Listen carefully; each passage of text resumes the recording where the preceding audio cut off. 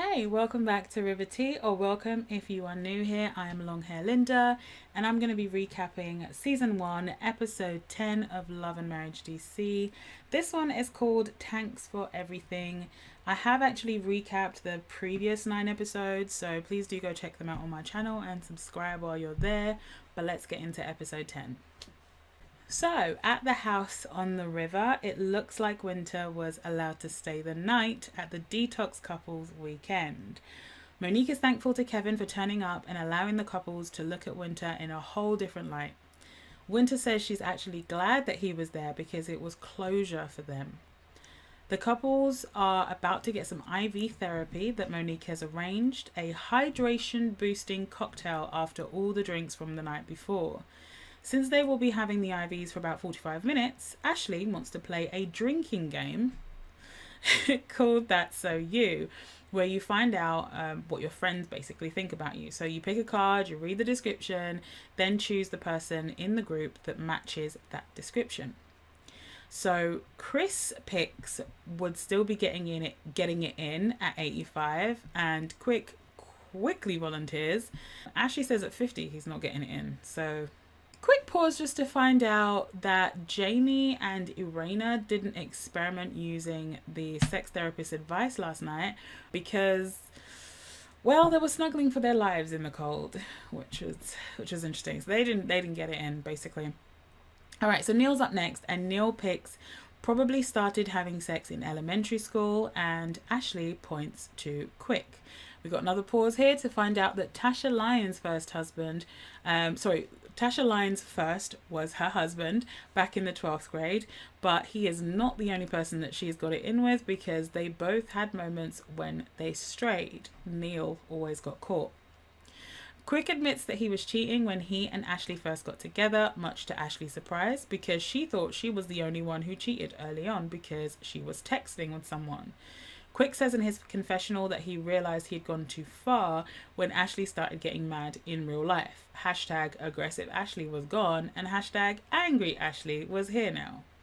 Back at the couple's getaway, Ashley and Quick are going back and forth on the timelines and who certain girls from the past are and whether they were in a situation or not. Ashley is big mad.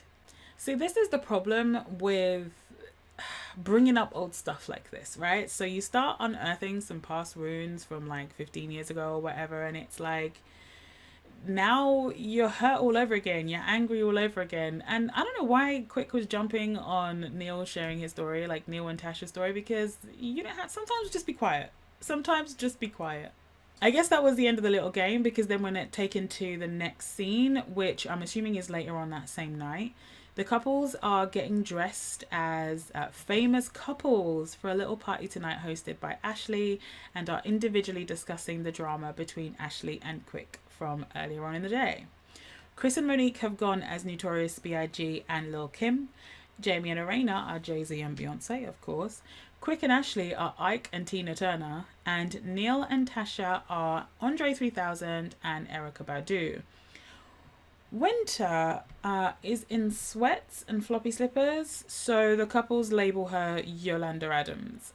Ashley is still mad, and Irena asks if that's why Quick has been like extra mushy. Ashley says she's confused about why Quick would even bring up something that happened 18, 19 years ago, and Quick wants to know what Ashley meant earlier when she said she always got her lick back. Ashley says in the confessional that she was joking and just wanted to hurt his feelings. See, because your feelings were hurt, because why did Quick even bring that up? I don't even understand. Back at the party, it turns out that it's a Q&A session, and Ashley asks if the couples met their spouses today, would they still marry them? Chris says she's trying to, tear up marriages, but says while Monique can be difficult at times, very demanding, very controlling, he wouldn't have it any other way. And he goes on to say, for some unknown reason, that he's had moments through the marriage where he thought, why did I do this? But he loves Monique and would do it 10 times over. I really wish he had stopped here. Because he then went to say he's never felt like this about anybody else. Even his college sweetheart, she was so special because he'd never been in love before. Monique says nobody asked about her. And Ashley doesn't understand why these men keep wanting to bring up stuff from 20 years ago. Monique tells him that he can't compliment her by bringing up someone else, and I completely agree. Why on earth did he think this was a good idea? Just say that you love her, and even for your ups and downs, you would still marry her again. That's all you needed, right? You didn't need to bring anybody else up into this. I don't know why he did this. I don't get it. In her confessional, Monique tells us that she doesn't need to hear about how she beat out all the other ones and like the ones that didn't deserve to be here, and that he should just say it doesn't even matter. She was the one always. Chris apologizes for bringing it up and says, but Quick interrupts saying, no buts, trying to save his boy. Chris finishes by saying he believes Monique is his soulmate. Well, now it's Monique's turn, and I don't know if she's just reacting to Chris's little comparison, but Monique says she feels like the piece of paper complicated them, so she's not sure if she would do it again, because she feels like they should have just stayed soulmates, spiritually married, no paperwork, stay together, have kids, but she just feels like, you know, they were way more fun back then. I want to be fair here, because if a man said something like this, I would 100% take it to mean that he was an F-boy. So I have to keep the same energy, right? This answer gives me the, oh, why do we need to involve the government, baby? We know what it is, vibes, which just translates to I don't want to feel tied down to you, but I'm happy having babies with you and just going with the flow, right? I don't like all of that, right? In their confessional, Chris says it's hurtful to hear that from her. I'm not surprised at all. But next is Jamie, who says it's not even a question for him. Yes. Irena is the sweetest woman who has been the same for 30 years, but is somehow even better now. So there's no long drawn out answer from him. It's yes. Come on, Jamie. We love to see her. Irena says yes too, and says Jamie is the same man from 30 years ago. Jamie as he's the same insecure bulldog. And the Tylers say in their confessional that they're in a great place and are actually happy in real life. Quick turns the question to host Ashley, and she says no. Ashley was super young and super infatuated with Quick when they got married. She thought Quick could do no wrong, but she's taken 20 years of her life to help mold, nay, raise Quick, and she has gotten the short end of the stick in the marriage a lot of the time, and it hasn't always been fair.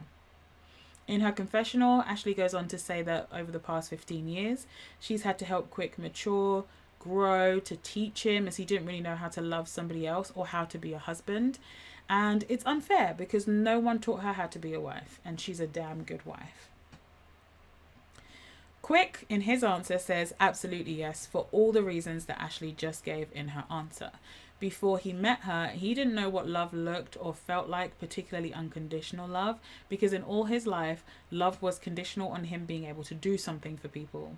He remembers looking in her eyes back then and asking her why she was there, and Ashley said because she just liked being around him and felt like he needed somebody.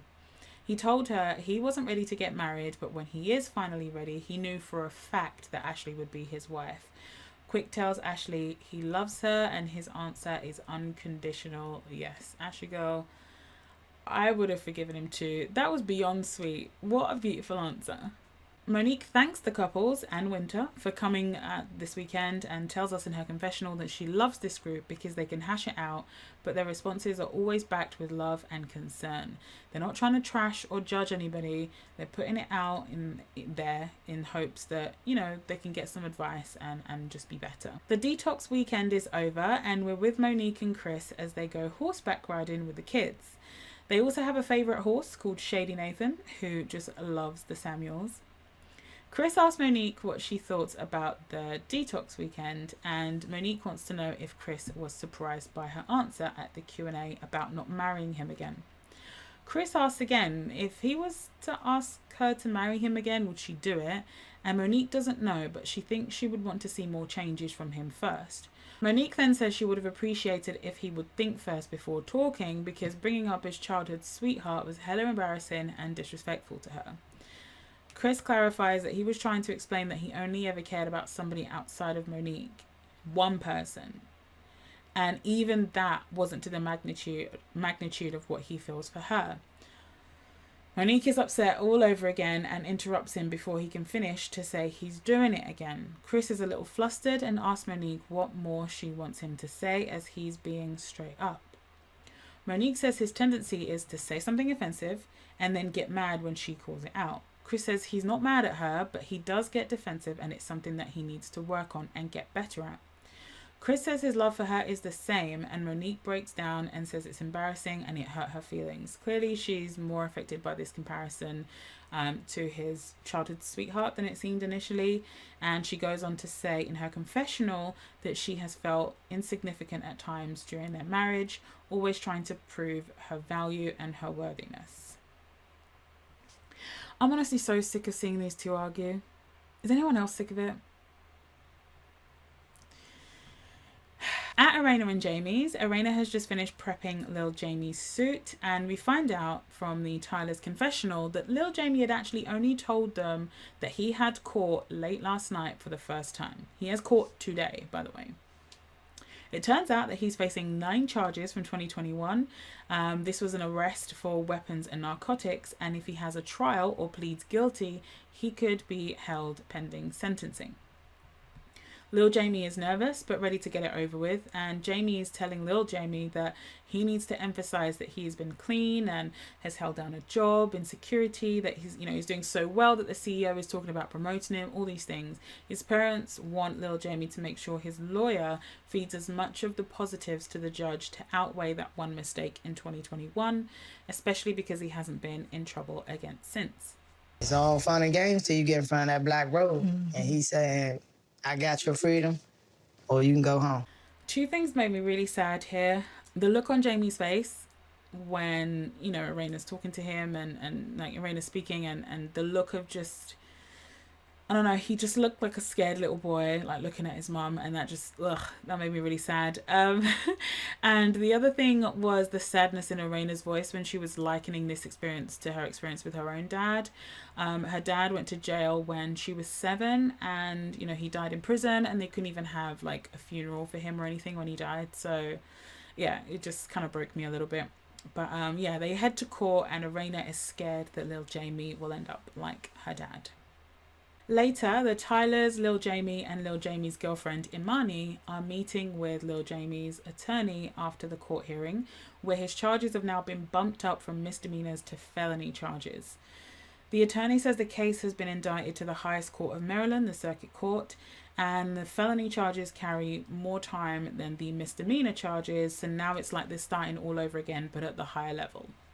Since his charges involve both guns and drugs, mandatory jail time without parole is a possibility now. Lil Jamie needs to stay on this positive trajectory and keep his nose clean in the meantime. Ashley is hosting an event for the launch of her new book, and Winter has actually been invited. Winter is excited to be there and genuinely support Ashley with the launch. And Monique and Chris arrive, but Monique is barely speaking to Chris. Chris says that he can tell she's still upset about the whole childhood sweetheart comment thing. The Tylers arrive next and are determined to enjoy the night and not stress about what's going on with Lil Jamie. And the Silvers and their adorable children arrive looking stunning as always and walk into a barrage of congratulations for Ashley. All of the decor either has Ashley's face or name on it, including the cupcakes that have her face on it.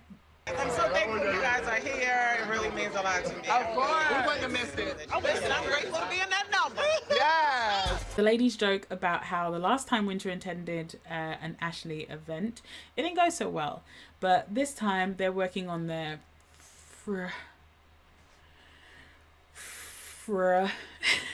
Ashley, friendship. You could do this. Come on. The fellas ask Quick how the surprise is going, and Quick is hoping that Jamie didn't tell Irena because Jamie tells his wife everything, unlike him and Chris. Out of nowhere, Jamie and Irena just break out for a quick little session in the bathroom. Well, all right. Quick proposes a toast to his wife and says Ashley really did that ish before Ashley gets up to make a speech. She calls the event a sip and see because the book is her new baby, which she's been working on for a long time. She reads an excerpt from the book and unveils the cover to a room full of cheers as Quick tells everyone to give it up to author Ash. Quick joins Ashley on the stage, and it's clear Ashley already knows what the surprise is because she's there just, taking off her ring. And it turns out when they got engaged 15 years ago, he had a broken shoulder, so he didn't propose down on one knee. So he asked her to close her eyes, keep the ring on, trying to throw her off the surprise, and then gets down on one knee and does in fact present her with a new big old shiny ring. Quick then says he's about to sing to her, and Ashley's like, don't, you can't sing.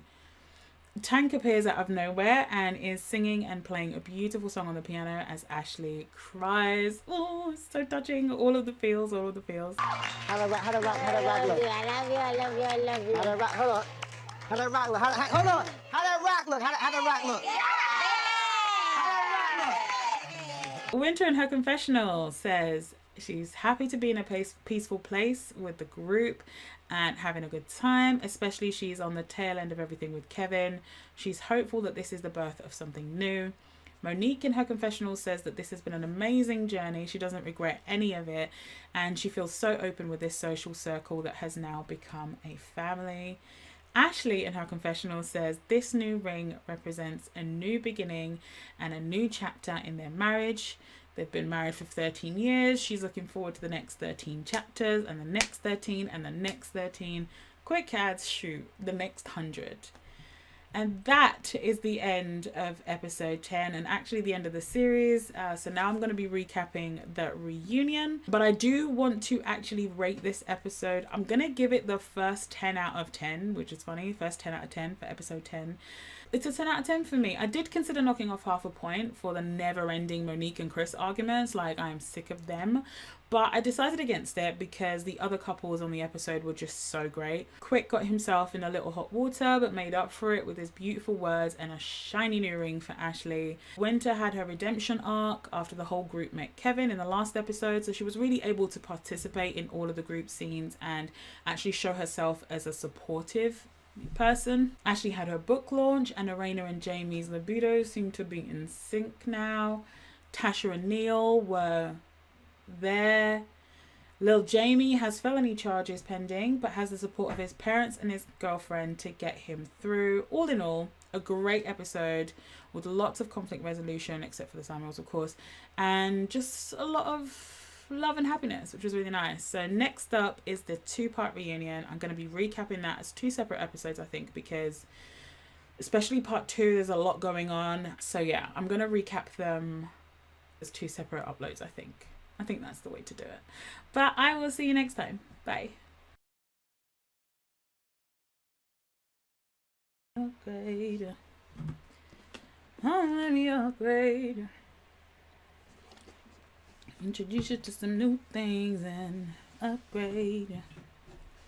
I can up, can I up? Let me upgrade. The detox window, why do I keep saying window? The detox weekend is over and we're with Quick proposes a toast to his wife and says Ashley really did that ish before Ashley gets up to make a speech.